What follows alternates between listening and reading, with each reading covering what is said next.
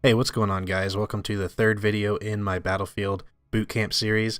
In this video, I'm going to be talking about some different ways that you can actually effectively use the time that you have for practicing. So I think it goes without question that everybody who plays a video game is competitive in some aspect or another. Everybody wants to become better at the game. Some have a more desire to become better at a game. Some don't have it as much. And a lot of times people end up playing the game for multiple hours a day, like 4 to 5 hours a day, and then by the end of the week they've put in enough hours to actually work a full-time job, and they don't really get anywhere with the game. They still have like a below 1 KDR, and their aim sucks even though they're putting all this hour into the game. I know you can look at the leaderboards and you can see the people who put in thousands of hours in the game within like the first couple months that it's out, but you look at their like kill to death ratio and accuracy and stuff like that, and they suck. Those are the people that don't know the things that I'm going to share with you in this video. So my main goal in this video is to just kind of explain different things that I have used, I know other people use, to make the most of their time. That way you guys don't end up being the guy that has thousands of hours in the game but he can't even pull a 1 KDR. Like, I hate when I see those people because I feel so bad for them that they wasted so much time in a game and have like nothing to show for it. So let's just get started. Alright, so I'm going to assume that nobody knows anything about any games at all. Okay, it's like you're starting from, level 1, like ground 0. You know nothing, you have never played an FPS before. Like, that's where I'm going to start. Alright, so what you want to do is you want to just play the game, okay? I know it sounds really straightforward and kind of a dumb topic for a video, but you want to play the game and you want to learn the patterns of how the enemy team moves through the map, how your team moves through the map, how you move through the map, and you want to know like where all the cover is. You want to know all the spots, the head glitches, where people sit to shoot, where people camp, where people throw grenades, where you can throw grenades to get kills a lot. And that's what you want to spend a majority of your time doing and learning every time you play a game, because once you learn the patterns of how people move, you can almost predict exactly where everyone's going to move, okay? So we're playing this map. I think it's like Ames or something like that is what it's called. It's one of my favorite maps. But we're playing this map. If I were to leave this map and go to another server and join the same map and that round starts, I'll know exactly how that round is going to play out before it even starts. I know where to throw all the grenades, and if you actually paid attention in the beginning of this video, I threw 3 grenades right through the little corridor alley looking thing, because I knew the other team was actually going to be right there, because they spawned, right in the opposite tunnel. If you know the map, they spawn in that opposite tunnel. So just from that one example, I think you can see pretty clearly how learning the patterns of the game is really important. Like, you really want to know the patterns, because that's probably, like, if I was completely honest, knowing the pattern is probably 80% of the game, because anybody can like know the pattern of the game and then just sit in a corner with horrible aim and just know exactly when to pre-fire people, when to shoot them in the back, or how long it takes for you to go from point A to point B. Like, it's so easy to play any FPS game once you know the pattern. So if we're moving on to step 2, which is a little bit hard to explain with just me talking instead of actually showing you, but I think you can understand. You want to practice your aim, and to do this you want to slow down. Like, you want to completely retract yourself. Don't be rushing through the map trying to get a bunch of kills.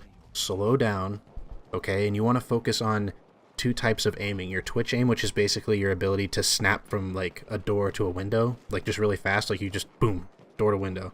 And there's another type of aiming that I call tracking aim, which is your ability to stay on target while someone's moving without under or over aiming, and you can just pretty much lay a few bullets into them and kill them without really missing. So the only way you're going to get better at your aim is just to practice. There's aim games that you can try. I know a lot of people like those flash games that you just kind of click around and try to get all the dots as fast as you can with your mouse. And then I personally prefer Counter-Strike, just because I can go into Counter-Strike and match my sensitivity with Battlefield. That way there's no chance that my desktop sensitivity would be different than in-game and throw my aim off. And for the general population of players, that's probably not that big of a deal, but when you're playing at a high competitive level, having those slight sensitivity differences really can make a big impact. I think I'm more sensitive than most people when it comes to mouse sensitivity. Like, if it's off a little bit, it just completely throws me off for the entire day. So the next thing that is probably the most important out of everything is you want to play against good players. Now this goes if you're just practicing by yourself or if you're in a competitive team or a clan and you know, have matches against the other team or clan, or you just want to play better by yourself in a public game. The most important thing is to play against good players, okay? Like I see a lot of people, and even competitive teams, they get, like they'll be scrimmaging, like just practice matches, and they'll get ticked off because they're constantly losing the scrims against a good team, but what they don't realize is losing against those good teams is what's making you better. Like you're not gonna get any better by going and playing a terrible player and then dominating them, because as soon as you play someone better than you are, you're gonna get dominated because you don't know how to deal with it. So this goes for like a clan, for a team, anything. You always want to play against good people. There's always someone better than you. Like it doesn't matter who you are. I don't care if you're the best person in the world. Guess what? There's someone better than you that you've never heard of. So I'll share a little bit of a story. Back when I was on Zero Talent Gaming, ironically with that name, we ended up being one of the most improved teams in a short period of time. Maybe, I think it was maybe like a few months time. We went from the worst team to one of the top 3 teams. And the only reason that happened was because we constantly played people that were better than we were. We would lose every single scrim and we'd get dominated everywhere, but we would still just keep playing and learn, and everybody just got better. We meshed together as a team a lot better than the other teams did, and that's how we improved. And you want to do the same thing in your public matches. You want to always play someone better than you are, because you're going to learn how to beat it. Like, you're not going to learn from someone who's worse than you. It's almost like trying to learn math from a second grader when you're in pre-calculus or calculus. It doesn't work that way, because the second grader's not going to teach you anything. You already know everything they know, and you know more than they do. It works exactly the same way in this game. If you're playing bad people, there's nothing they're going to teach you that you don't already know. So you want to play better people, always. And just to add on to that, you want to leave your ego aside. There's no shame in playing against a squad of competitive players and you just starting out and you getting wrecked and going like 0 and 40. Like, there's absolutely no shame in that, because we've all been there. Like, every single person has been there at some point, and you got to start somewhere, okay? So there's no shame in getting dominated by people who have been playing FPS games for a long time, because you got to learn and start somewhere. So leave your ego at home and come into the game with an open mind and just try to figure out how to beat them. Okay, so those are basically like the 3 basics of practicing in a public match. So how do we like tie this together, and how do we challenge ourselves to actually become better and have a way we can gauge ourselves on whether or not we're improving? So if you're starting out, I would suggest just, picking one of these things and working on it for a while. So don't, try to take all of this and try to memorize everything that I said in this video and then just implement it all at once, because it's going to be overwhelming. Like, to be quite honest with you, it's going to be overwhelming. So practice your aim for a couple weeks or something, and then work on, say, movement through a map, or learning the patterns of how people move.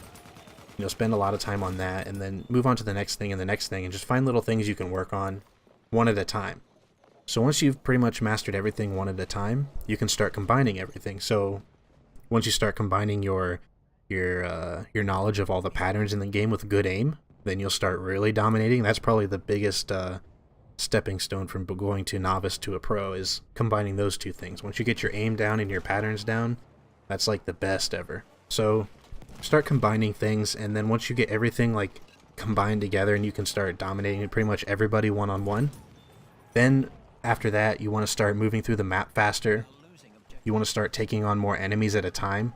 A lot of times what I try to do is take on 3 to 4, maybe up to 6 people at once, just because it makes it challenging. Like, as you've seen in this video, the only times I've really lost a 1v1 is from a shotgun, and that's just pure, weapon mechanics. Like, the gun that I'm using is not going to outgun a shotgun at close range.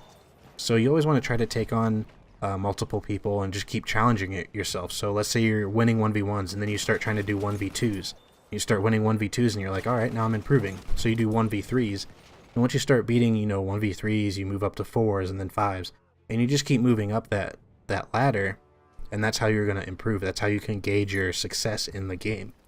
Okay, so just to kind of recap, you always want to come into the game, especially new games when they first come out, you want to come in and learn the patterns of the maps and the modes, learn how they work, learn how people are going to move through the map, because knowledge is power. Like, we all hear this going through school, like, knowledge is power, and it really is. Like, you, when you learn the patterns of a video game, it becomes so repetitive that you're going to know where the other person's going to go before that person actually knows where they're going to go.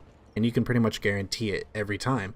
And you can throw pre-nades there, you can just pre-fire them around a corner, and you can do all kinds of cool stuff that really just confuses them. They'll call you a cheater, and it's funny sometimes. I mean, it really is. So the next thing, you just want to work on your aim, work on your twitch aim, work on your tracking aim, and just slow down your gameplay and just work on it. Even if you have a negative KDR, like, just throw stats out the window. Like, really work on your aim, work on getting that corrected, because that's what's going to propel you to the next level.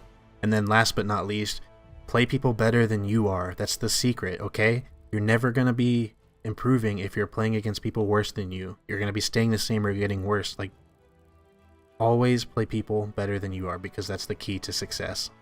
So yeah, just keep working on each of these things.